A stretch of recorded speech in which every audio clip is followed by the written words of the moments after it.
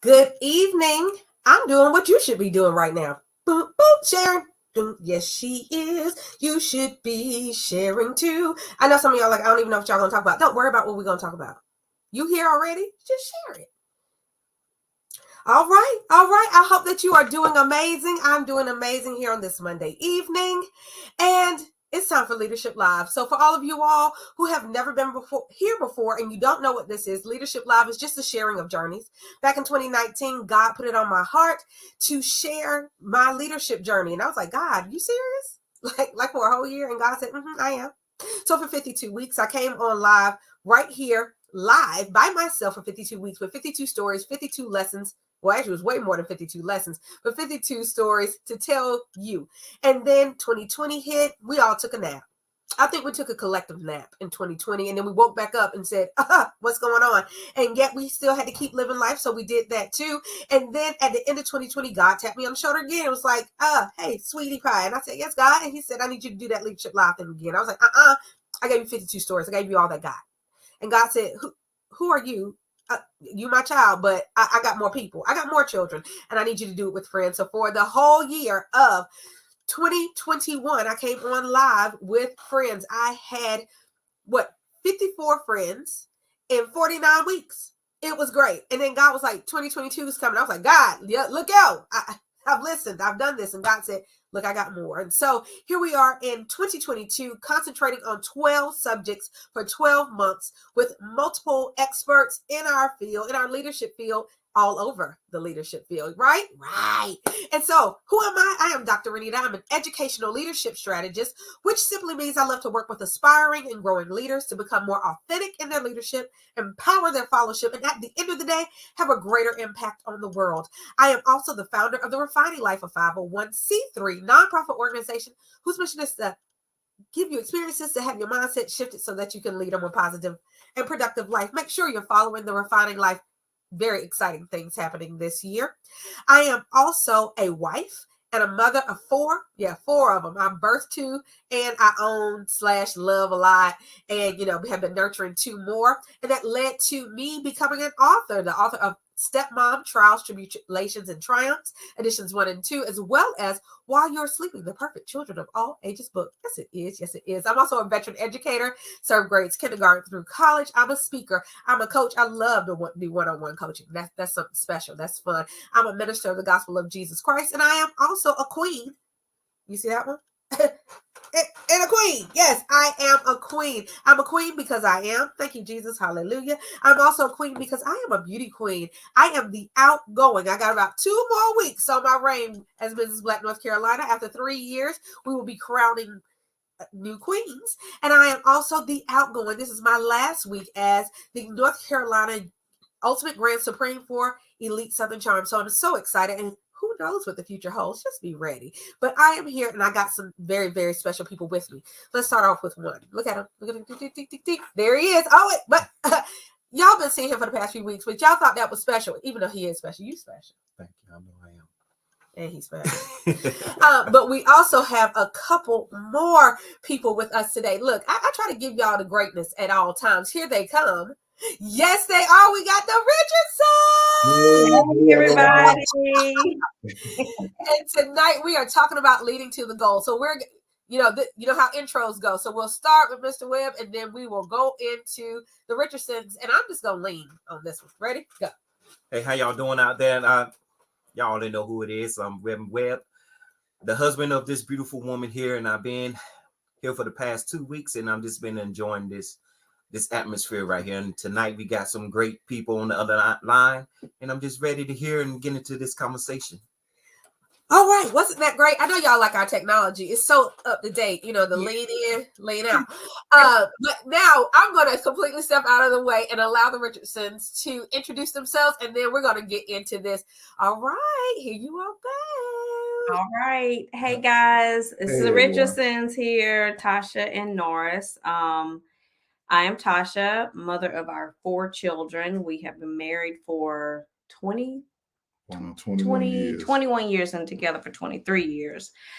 We have 3 boys and a very spoiled child. I work. I'm a wife.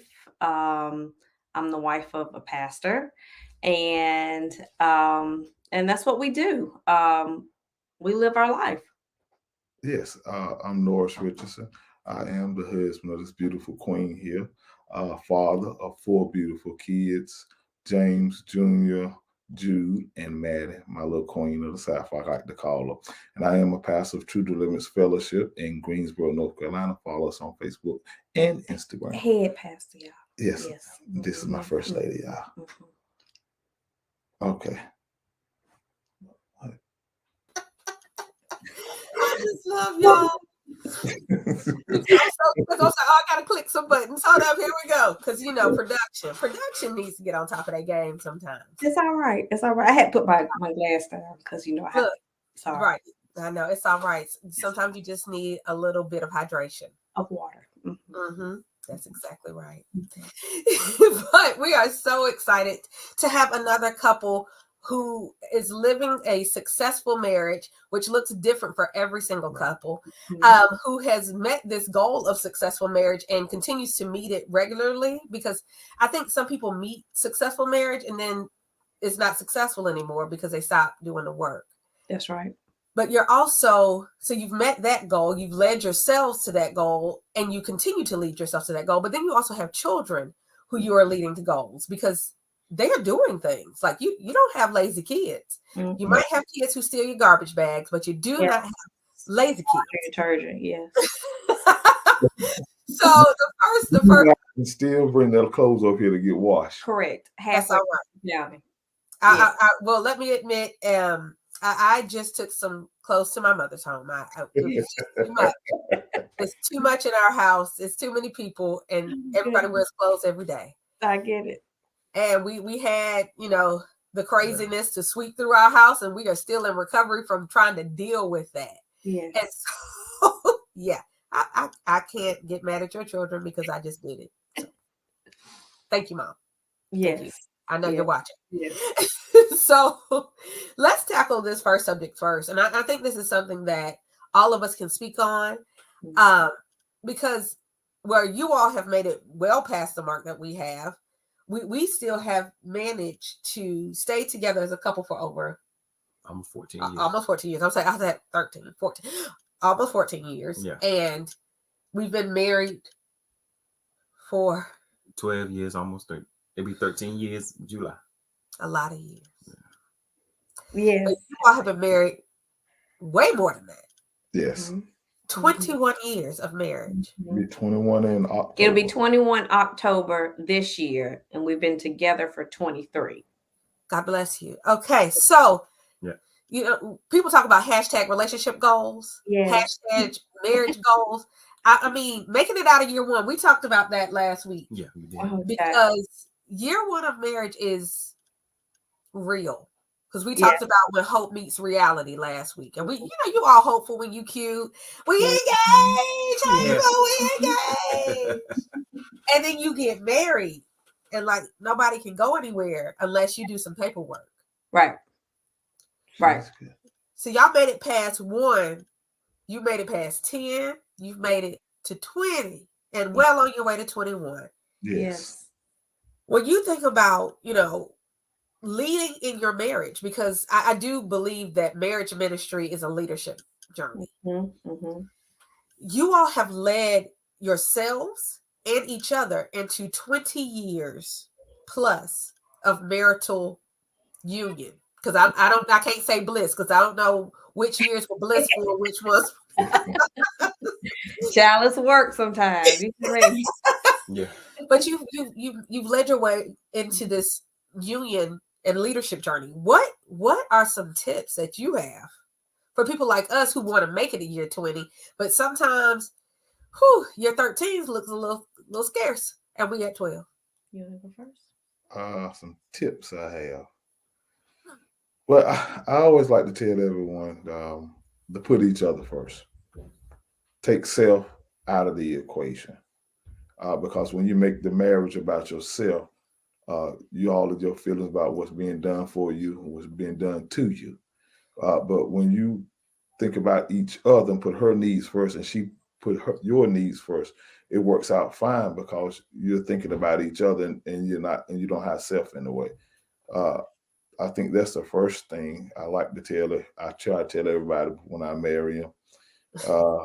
And the second thing I like to tell them is, if you can get past everybody else's expectations out of the first 5 years, because you in the first 5 years, you're trying to do everything like mama and them did it, and aunt and them did it, and cousin did it. But when you figure out what works for you guys, that's when you'll start gelling. To get past it, he's still leaving the toilet seat up, and oh sweet Jesus, we gotta get past all that good stuff. And she got stuff laying all over the bathroom, bras and panties and stuff.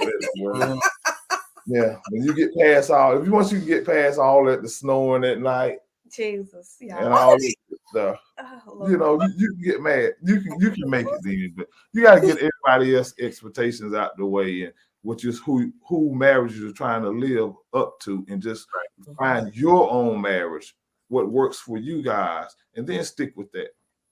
So for me, I think you have to keep your home in your home. When you start involving friends and family and things like that, when you make up, they don't make up. Right. Yeah. So you have to keep that in mind. So it's important to ensure that you keep whatever issues, whether good, bad, or indifferent, in your home. Secondly, understand your strengths and your opportunities. So there's things that he does very well that I don't do very well. I can't do those things, and I need to stay. And I hate to say it like this, but to be transparent, I need to stay in my lane. I know that's right. You know what I mean? My lane is my lane. You know, like if I'm not a hair and makeup person, guess what I'm not doing? I'm not going to do hair and makeup. I stay in my lane. So financially, he is better. Hate to say it, but he is a lot better. But from an organization perspective, she's better. That's what I do. I try to ensure that we're organized, that things are planned, things are done ahead of time. So I think once you figure out that and you can communicate it with each other, I hear so many couples, like just new couples, when they should be enjoying bliss in the first couple of years of their relationships, and they're arguing over just nothing because they are assuming that the other person can read their mind, or they're not communicating what they feel. It's how you communicate. You have to communicate in the presence of your spouse or your partner, and you have to communicate in a way that is very transparent, not rude, not sarcastic, not narcissist, but you have to do it in a way that is benefiting the relationship. So I'm trying to win all the time. You have to take that away from it. You know, you really begin to get to a point to where you become one. I call it effortless love. Like everything that I do, it shouldn't take an effort for me to ensure that he is where he needs to be. Right. It's like walking. We don't think about it. Right. So once you get to that point, and that's, and it takes time. Sometimes it takes 7 years. Sometimes it takes 10 years. Sometimes it takes trials and tribulations, and sometimes it does not, But for us, it shouldn't take any effort for me to love him. Everything that I do, I should want him to be in a better place. Yeah. And so that there are a lot of beautiful things that you said in there. Yeah. But part of it, I think is that which is why I love the idea of leadership. So it so translates to everything. Mm-hmm. You want to make sure that you let go of other people's expectations for whatever your entity is. Mm-hmm. So whether it be your marriage, whether it be your business, your company, even your classroom. Come on, classroom educators. Mm-hmm. Yes, there are some standards that we need to stick to. And I think that, with marriage, when you go in front of God and everybody, there's a list of things that you agreed to. There was some expectations that were to be met. Right. You agreed to that. You signed that verbal contract, and verbal contracts are binding, especially when you're dealing with the Lord. That's right. So it was certain expectations that you had there, but then, so then your entity is your entity, right? Mm-hmm. So how our household runs over here is not particularly how the Richardson household runs. But, lucky for us, God provided us connection and tribe and village and circle, and we happen to connect with another family who holds a lot of the exact same values and things we hold true. And so it makes it easier for us to have a discussion with the Richardsons about some of the things that happen in our house. So yes, what happens in our house is our house. And you want that to be the good things, because sometimes you do need therapy and Jesus, right? Right. That's right. If there's some things that happen in your house, you got to tell somebody. Absolutely. Or else it can be toxic. It can potentially even be deadly. That's right. But for those things, sometimes God also grants you with people who will understand, who have been married for 20 years, and we've been married for 12 years, and we need to have the discussion with the 20 year, because y'all made it past 12. It's something about connecting to people who've done what you do longer than you have. Yeah. And so you get that piece, but then also this communication piece. Once again, a universal value for all leadership. If you can't communicate, you can't get anything done. That's right. Not effectively. And staying in your lane, honey, there is nothing wrong with that term. I believe in staying in your lane, because sometimes you got to be focused. That's right. Dude, I almost threw something at you in this office today. I saw your face. But also part of that is establishing lines. Right. Yes. And I think that's something that people don't do early in marriage. They just do. But sometimes you talk about it. Normalizing communicating to the right people. Yes. You have to normalize communicating to the right people. And I say that culturally, and I also say that in terms, because a lot of times you can talk to couples that have been together for 20, 30, and 40 years, but have they been existing, or have they been living in that amount of time? So you have to understand that amount of time still, it needs to have some quantity and quality to it as well. So we've gotten to a point to where if we feel like something is wrong, and it has taken some time, so don't think that this just happened yesterday. We just talked to each other. Well, yeah, because in the beginning I wasn't a big talker, and I'm still not a big talker. So what I learned how to do, if I had something to say or didn't quite know how to bring it up, I tell folks, text them. He will leave me. He used to write me letters. Before texting, I would get letters. Yeah, I write a letter, leave, and we talk about it. Then after I had built up confidence to talk about it in my letter, I feel good enough to talk about it in person. But sometimes it's the start of a conversation where we struggle or have problems doing. But like I said, nowadays in technology, text. Yeah. Hey, darling, I'm feeling this kind of way, and I don't know what to do, or I want to say something, and I feel like this, and just text it out. And then 9 out of 10 times you text out throughout the day. Then when you get together, you can talk about it a little bit, and everyone feels better. Yeah, and you have to receive it in a positive way. I know I tend to get in my emotions. So, and I can get headstrong. So this is what I had to learn. I had to learn that, in my growth, he wears the pants. I just tell him which ones to put on. It works. It works. And it works. My own pair to put on. And it works. So you have to, there's roles that we have to play, and we have to respect those roles, and it doesn't make our roles any less than another, if that makes any sense. Yes. There's certain things in our household that he's going to take care of, and there's certain things in our household that I'm going to take care of, but at no point in time will we not cross those boundaries. So he will do laundry, and I will take the trash out if I need to, and vice versa. Well, I don't take trash out. No, I get one of the boys to take trash out. She gonna take the trash out. That's because we got other boys. I call my son across town to take trash out before I go around. I'm not doing I have done a Norris over the trash, though. I had to take the trash out a few times. And so I pulled a Norris and I sent the text. Why in the world did I have to take out the trash today? You know what? How many times I had to wash clothes? No, that's fine. Yeah. The trash is a came down here folding clothes. Look, me and Maddie had stuff to do. That we had a tea. Then we had to go do community service. We had other things to do, so it's okay. But one thing I like, he can't put up our stuff though. No, because I don't know how on God's green earth he get me and Maddie's stuff mixed up. But her stuff be in my drawer. Honey, I don't even understand it. I've been down to pull some underwear. They were a little too tighty. Child, I almost lost circulation in my leg about 2 weeks ago. We got all the way to work. I'm like, what in the world? Hey, my toes started You ought to be able tingling to look at them things and say, wait a minute, I know these ain't mine. in the morning. The toes was tingling. I said, now wait a minute, something just started right. All of the circulation had cut off to my legs because I had my child's underwear. Lord.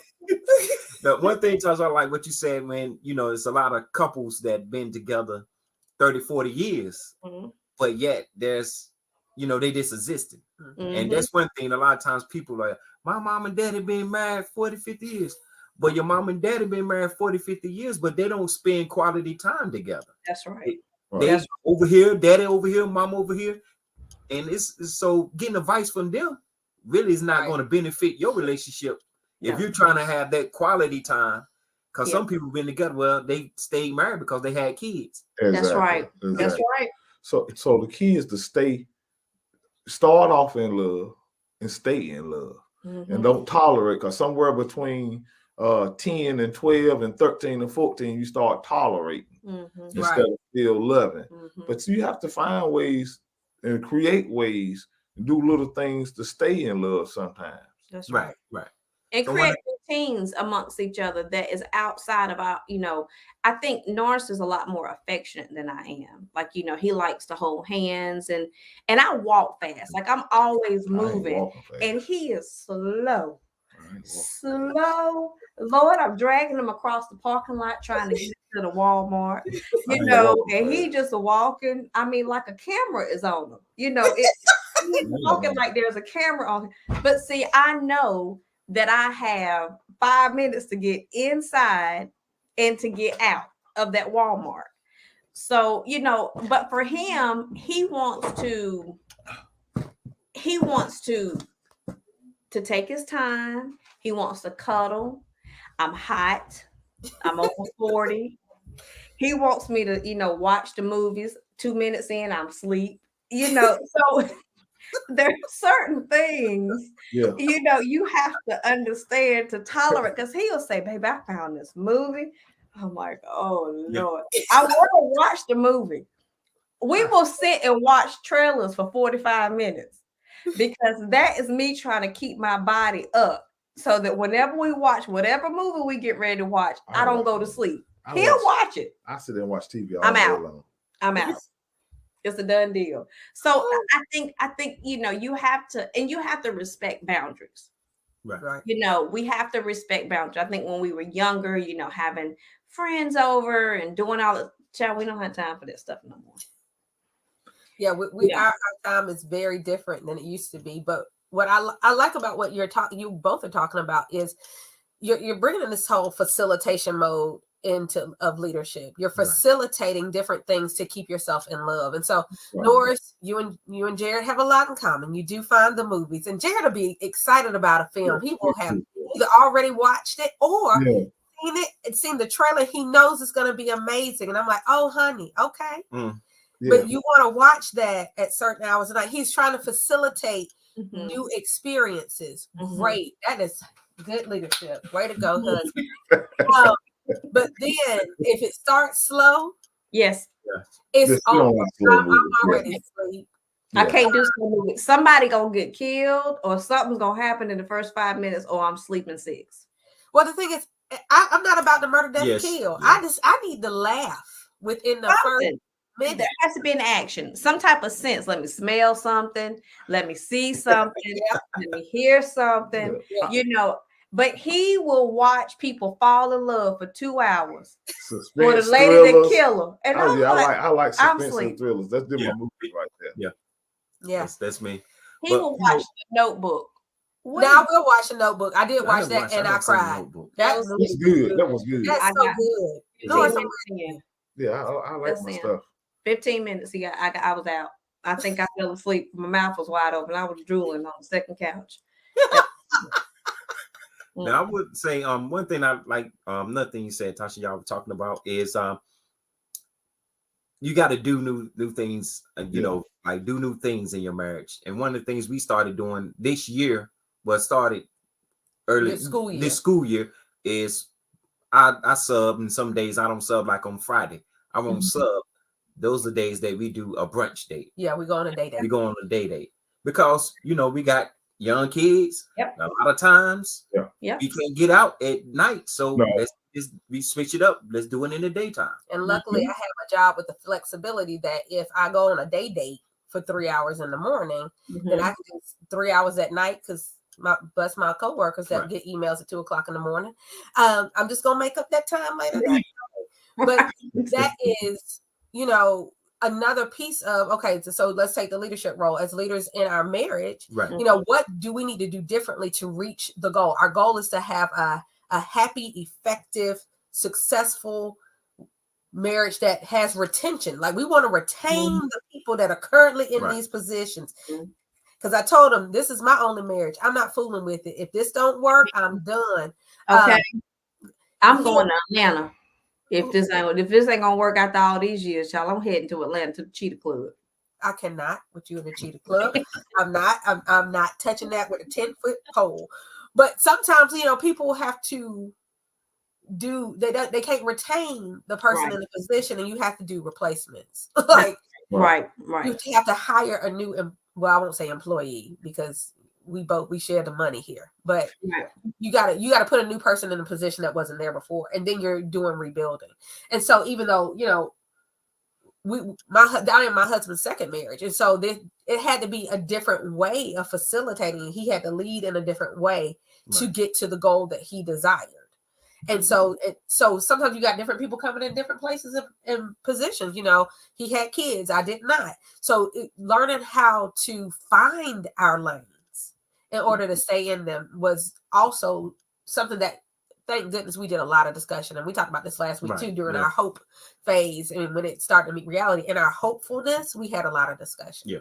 But I hear from you all that those discussions definitely can't stop after year 10 and 15 and 20. And speaking of retention, I think for us, things changed when we had our daughter. Boys are different, and when you have that girl, God help us, I will tell you, it was like a 360, because I think the man gets a different perspective, because we got to think about what we do in our home. Right. It's going to be what our children do when they leave our home. Right. Yeah.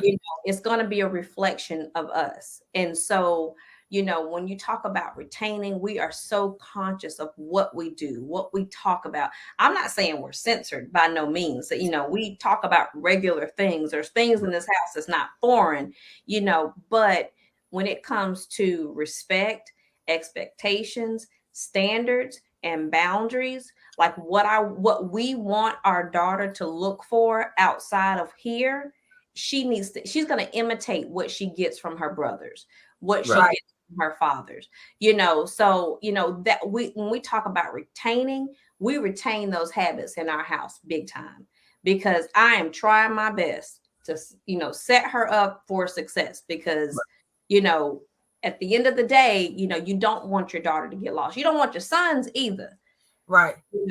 But you don't want them to get lost. You want them to have higher standards, at a certain point. So if that means they got to be bougie, but I think that leads directly into the next thing we wanted to talk about anyway, which is kind of is our new fellowship. We created a fellowship. Yes, we did. Yeah, everybody go team.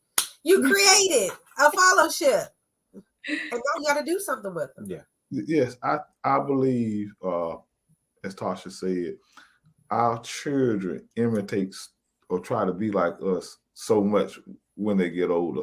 I'm an 80s kid, so I imitated what I seen growing up as I got older. Right.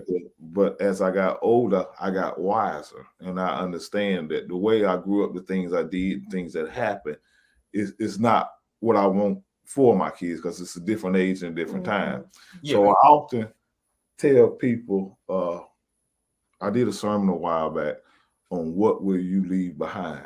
What legacy will you leave behind? And usually when we think about leaving things behind, we think about wealth, land, and money, and all types of things like that. But in order for our kids to be successful, what we need to leave behind is how we handle situations, how we handle setbacks. Do you leave a good work ethic behind? Do you treat people right? Those are things that we need to leave behind. I have 3 boys, and I dare not would like either one of them to live or go through anything I did growing up or in my early manhood. So thank God they don't remember everything growing up I did before I changed over to Christ. Amen. But remember everything. But it's important that we lead by example. It's important that your children see a good work ethic in your home. See the parents save and talk and communicate. The mother and the father always laugh and talking and joking and playing with each other, being affectionate. Those are things that you should leave behind that your kids will look for and try to imitate as they get older and get in their relationships. Right. And Tasha, you brought up a point that goes along with that. So we're leading by example, just like Norris said. They're watching us and how we interact with a spouse, with a person who we are connected with through God. But then also, so they're imitating us, but then also they have all of their own thoughts and their own hopes and their own dreams. And they come here and God has placed in them these things that they are supposed to do, that is their assignment. And then we are, while one trying to, make sure they live great, and also learn from our example Like don't make the same mistakes we made. But then now we have to lead them into their own destinies, like attempting to not allow what we want for them to overshadow what they are supposed to do. And sometimes it's difficult. That's especially very important. It's very important that you didn't do. Or you did do and you weren't successful in, but they have potential to be successful in it. Like, so, and this can specifically go to Tasha and Norris too, because I'm pretty sure that you didn't do it, but you have a daughter in pageantry. We have a daughter. We have 2 daughters in pageantry. We had practice today. And, they are living this very different life and, in this whole different space and world of opportunity. How do you all deal with, leading your children into unknown spaces? I always tell the boys, you go in there and you do the best you can do. As long as you give everything you got, that's all that matters right there. And have fun while you're doing it. And for Maddie, as far as what Maddie is doing, it's important for her to learn that it's not all about winning. Sometimes you have to learn how to lose gracefully and still be as happy and hold your head up high. So, and hold your head up. I think it's more about taking what's given, even if you have to take what's given. I'm the type of person, if things don't turn out the way I expect them to turn out, I take however it turns out to make the best out of it, then I keep going. Right. So, and that's what they have to understand. Everything ain't going to turn out like you expected. Everything ain't going to happen quite where you planned it out. But you do your best in that situation, take what you got and what you came out of it, and you make the best out of it. Then you recoup and try again and look back at what happened. Right. From my perspective, I think, we've got 4 different kids that are on 4 different spectrums. Yes. We have our oldest son has, when I tell you physically work and trade work, this kid's been working 2 jobs since he was in high school. Yeah. Paid off his own car, lives in a gated community, beautiful home, is doing very well for himself. College wasn't for him, but we knew that early and geared him into the way that we knew he was going to be successful. Junior went to the Army, is in college, plays basketball. Jude is theatrical. That's his thing, and then Maddie, of course, is in pageantry. So we've had to kind of find what works for each. So we put on different hats for different kids, but we tried to make sure that early as we possibly could, to provide them with the tools in their toolbox to make them successful. Now, the tools were different for each kid, because there's certain things, for instance, Maddie's very independent. She kind of takes care of her own homework. She does her own thing. Judah got to follow up with him about every 15, 20 minutes. Make sure he's on track. Okay. He is his father's child. So, I think they skipped around. We had to help James with his homework and stayed on top of him. Junior was independent. He took after me. Jude had to help him out, and Matt is independent. So they skipped courses along the way somewhere. I was a good child growing up. Good child. Honey, I used to have that homework done. If I had a sheet that told me the whole week, I'd have it all done on Monday. See, that was me. Yes. So, I think we tried to make sure that when we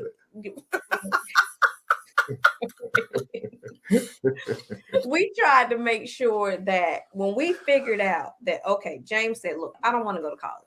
Was it crushing? Absolutely. But I also had to be realistic. He was like, I'll work, I'll do this. He's very old school. He likes a starch, a meat, and a green for dinner. He wants a wife that understands what turpentine is. He's very, very old school. Junior will probably pay someone to change his oil for the rest of his life. So, they're all on completely different spectrums. But I also think from 22 to 8, we live in a different time too. Right. Yeah. So because we live in a different time, we've had to, we have to adjust because screen time comes in more than when I remember our older two were probably more independent. Yeah. Were more motivated, required less activities from a financial perspective. Like I could send them outside, basketball all day long, and they were perfectly fine. When you can't do that stuff now. So I think times have changed. And so we as parents, we have to understand that. We have to be empathetic to it. That doesn't mean take away your discipline, but we have to be empathetic to that, and we have to shift. And it's hard. Yeah. And it's very, very hard. Yeah. We're in the same boat because our oldest is 23, about to be 24 in May. Mm-hmm. Then the youngest boy is 22. Then the baby, we got Rain that's 11. Then the baby that's 4. And like you were saying, the boys, first off, we were talking about that the other day, that they extracurricular events were cheaper because we paid recreational. You took them to the rec center. Right. They played basketball, football, and they would go outside all day and play in the neighborhood with the girls. Times are changed, and plus they girls, they can't just be outside like that. Nope, you can't send your girls outside. Not in this day and age. Right. No, ma'am. No. And so everything they do is monthly fees involved. Weekly, and sometimes weekly, right? And sometimes weekly. So weekly fees, honey. Being broke fees is what it is. Lord. But also, we talking about, putting the kids in, their goals. Our oldest son went to North Carolina Central, and he finished with criminal justice degree, and he went down to Atlanta for a internship and didn't like it, and didn't find out that he did not like. But he didn't want to be a police officer. Let's rewind. He knew he didn't want to do that before he left. Right. He knew he wanted to go into the culinary arts field. He talked about that before he went to college. Yet still, we matriculated through. Why? Because he was meeting an unspoken expectation. Right. He assumed that he had to finish in 4 years. He assumed that he couldn't change his major because I don't know why, because clearly I changed mine and I let him know that. I still graduated on time though. And I think that may have been the part of the story he focused on. And so like we talked about early in our conversation, so we talked about it in the sense of our marriages, but our children have to get this in the sense of their lives. While they need to meet their certain expectations, you need to meet. There's some bulleted things you just need to, do those things like the 10 Commandments. That may be good things to follow. Right. But then you have your own life, just like we have our own marriage, we have our own family. They have their own life, and while we want you to be successful, and our job is to train you up in the way that you should go, you won't depart from it. also to be there to support you. But Right. then we also need to understand that it's your life. So we wish he had come to talk to us That's in correct. junior year when he decided he really, really didn't want to do criminal justice anymore. Mhm. And this was before the internship. So he already knew he wasn't feeling it. Mhm. And so we told him after we found out, because I found out because I know him well enough to have read his eyeballs that told me he got offered the job and didn't take it, even though he said he never got a call. We had a later conversation. Because even though I didn't birth him, God gave me all the Shanana stuff that mamas have for children for him. That's And right. And I was like, son, you should have talked to us, because we would have told you, change your major. We don't care that it's junior year. There's no need for you to finish a degree, and it's something you don't want to do. That's right. And as you say, it's important that as parents, you have an open communication with your kids. Right. I always told the boys, and I still tell them that, hey man, no matter what the situation is, you can come talk to me. But I can't help you if you don't tell me what's going on. Mhm. I said, I won't get mad, but I can help you, but I can't help you if you don't tell me what's going on.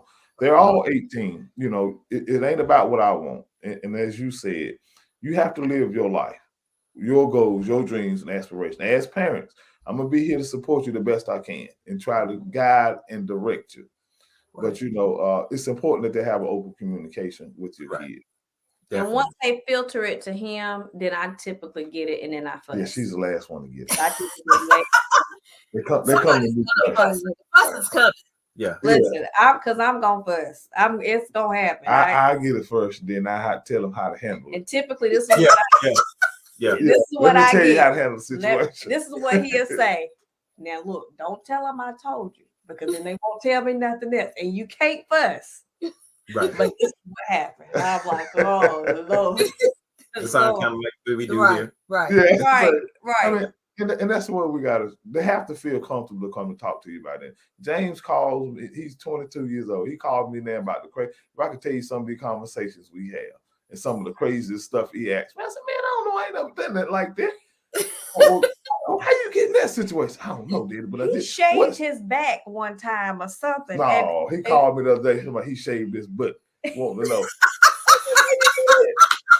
Why do boys do stuff like that? It come out the girl was bored. She wanted to try something new. I said, what she need to tell us? I cannot. That ain't just nothing new to try.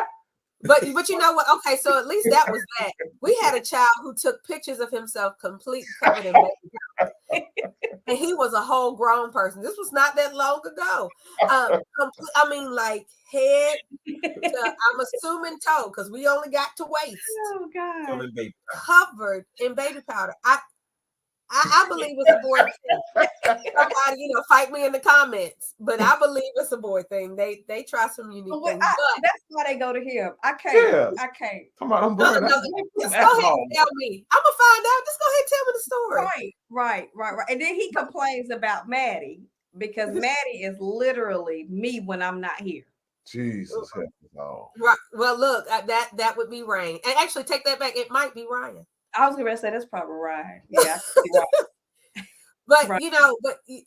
There's that level of support in leading them towards even their most ridiculous goals, which sometimes their goals are just creating relationship and having relationship. Right. Sometimes their goals are self-entertaining, because I'm convinced that's what the baby powder moment was. I think he just made himself laugh, and it was funny to him.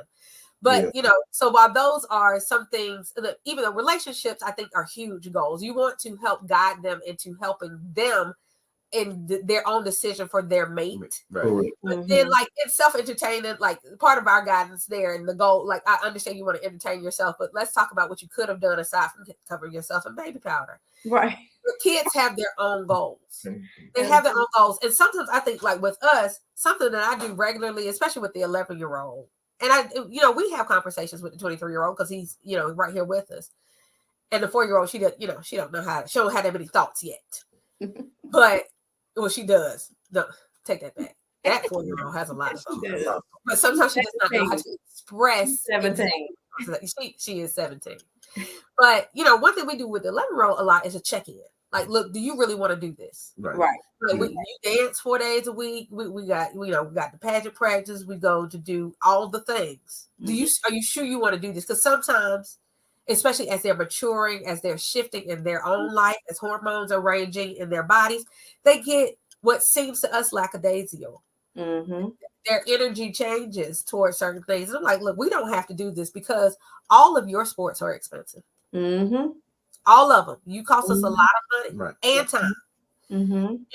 But just thinking about her being goal oriented, but she keeps telling us, and she's been saying this, she was about 4 or 5, that she wants to be a professional ballerina. Yeah. If this is true, then I need you to get up and do X, Y, and Z. Because I'm asking you if this is still true. That's right. If it is, okay, I'm about to become a coach. And I think that that's something that as parental leaders, we have to change our leadership style. Like sometimes we have to be the dictator. Sometimes we have to be the diplomat. Sometimes we have to be that charismatic, rah, rah, rah. But sometimes I got to coach you. And so my job as a coach is to tell you your feet are jacked. Yep. Oh, you can kick your leg higher than that. Or, oh, you say you want to own your own business. Where are you working? Why did you take that job? That's right. Why don't you change to this one? That's right. Read this book. But all of that comes in our leading to the goal, in our leadership style and coaching them or helping them get to where they say they want to be. Yes.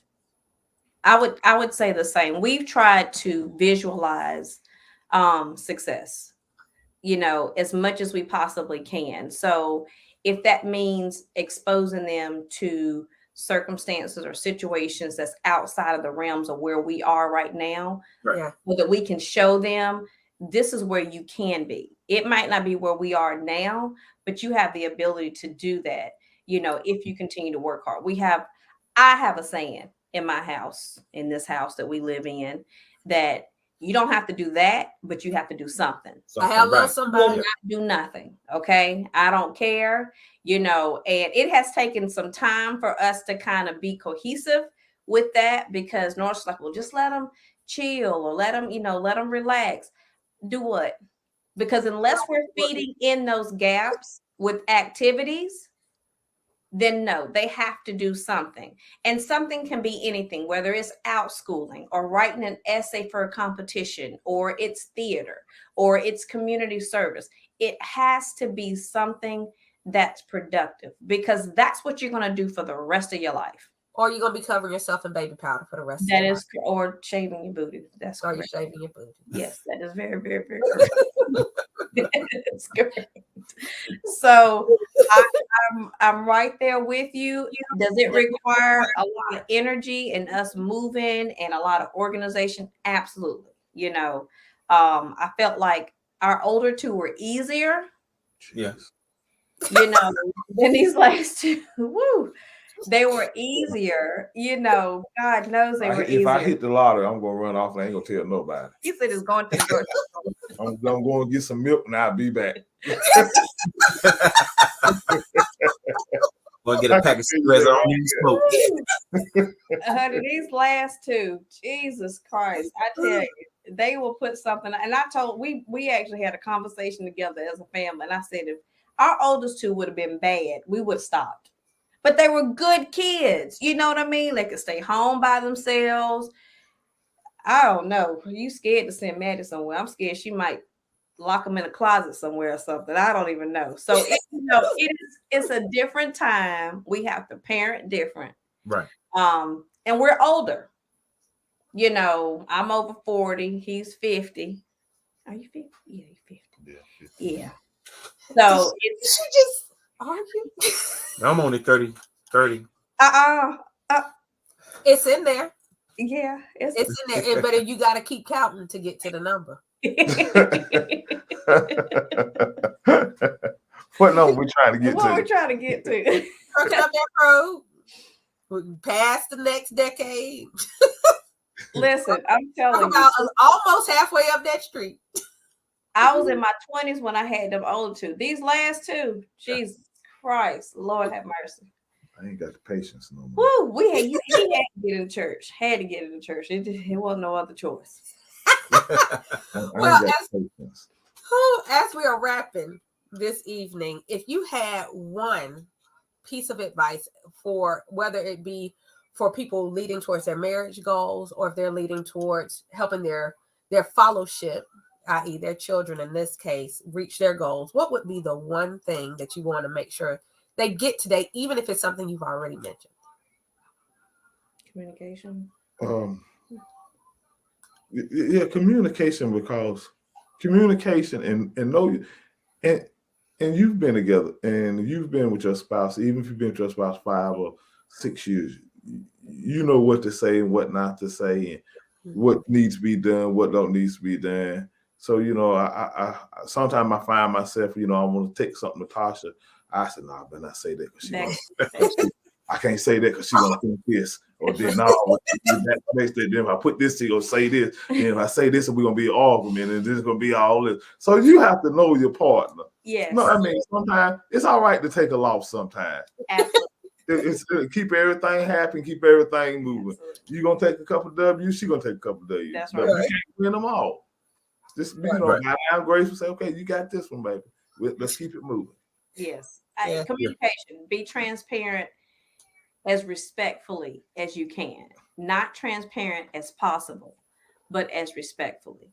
So if you cannot say what you're saying out of, take your emotions out or lessen the emotions that's in it, then just stop for a moment. So, the whole thing, don't go to bed angry. Sometimes that's the best thing you can do, so you can and get back up the next day and start over. So I don't live by that. We don't live by that. We have had to do it. You forget what happens the day before, and you keep it moving. But one of you forget about what happened the day sometimes before. Well, listen, he just start picking up his underwear at the bathroom. It has been. No, it's not. You were mad as draws. Well, she didn't took the place. Let me tell you a funny story. So, Tasha talking about the argument and the communication in the marriage. So for a long time, it's very important to learn how to argue in a relationship. Yes. Because as she said, emotions will allow you to say things in the heat of the moment. Right. And, you may apologize, but 9 out of 10 times they ain't gonna forget what you said, and you can't take it back if you want to. It's gonna come back a few years later too. Yeah. So when me and Tasha used to talk, arguing the first time, she sits there, she do all the fussing. I just sit there. She said, "You ain't gonna say nothing." I said, "Nope." "You ain't got nothing to say." I said, "Nope." She get mad and mad, and she just walk off. And then I come back a couple hours later. I said, "Listen, this is what I think." I said, "I can't sit there and talk to you when you're talking like that, because I get mad, say something, I got to have time to process. My brain don't think that fast, so I need to think about what I need to say in order to say what I need to say." So I let her get all the fussing out the way. Then I wait a couple hours later, so I go back so I can say what I have to say. So learn how to argue. It's all right to take you a few minutes and just sit there and process things. My arguments are questions, not comments. And so they go behind each other. Well, why did you do this? Or why didn't you do that? Or why did he just sitting there looking at me with question marks? You ain't gonna say not one word. Nothing. Nope. You ain't got nothing to say. Nope. I see you. Yes. Well, Tasha and Norris, I want to thank you so much for joining us tonight for leading to the goal on Leadership Live 2022. This has been phenomenal. Yes. We have some other things Tasha and I have been talking about possibly coming to the works. We'll bring Jared and Norris in on the plan. Yes. We'll let them know. But everybody out there, thank you so much for watching Leadership Live this week, week 8 of 2022. Can you believe we're already in week 8? It's kind of insane. But this has been a great week. I tell you all the time, I hope that you're trusting me at this point, that I'm going to bring you the goods. I'm going to bring you the good stuff.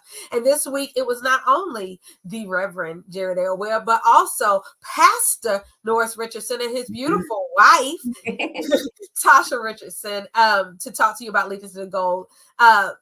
Familial and marital leadership is not for the faint of heart, but it is a beautiful thing if you're willing to do the work. Yes. So we will see you all. At least I will see you all. And I think I'm going to bring this dude back again next week. And we'll see you all for week 9 of Leadership Live 2022. Love you all. Love you. Thank you. Bye-bye.